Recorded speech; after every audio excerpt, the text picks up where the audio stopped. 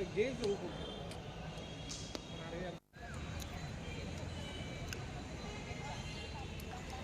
নির্বাচনে উত্তরবঙ্গে তৃণমূল খাতা খুলতে পারবে না। তৃণমূলের বিদায় আসন্ন। তৃণমূল চলে গেছে, তৃণমূল চলে যাবে। কোন দেবতা তাকে বাঁচাবে? মা কালী ফাইল দেয়নি, জগন্নাথ দেব রিজেক্ট করে দিয়েছে। এখন তিনি বলছেন উত্তরবঙ্গে মহাকালকে নিয়ে আসবেন, স্বয়ং দেবাদিদেব। ওতেও কোনো লাভ নেই, তৃণমূল চলে গেছে।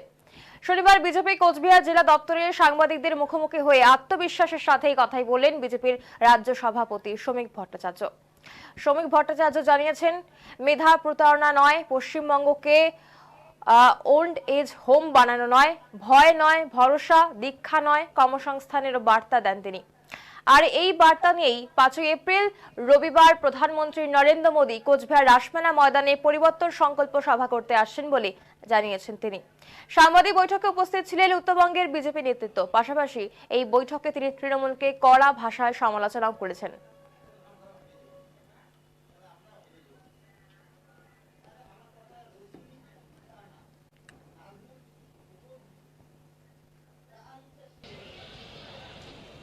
নির্বাচনে উত্তরবঙ্গের তৃণমূল কংগ্রেস খাতা খুলতে পারবে।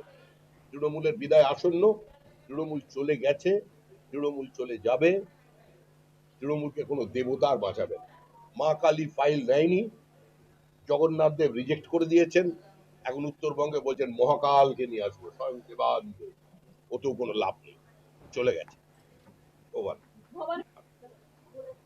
ভয় নয়, ভরসা, ভিক্ষা নয়, কর্মসংস্থান,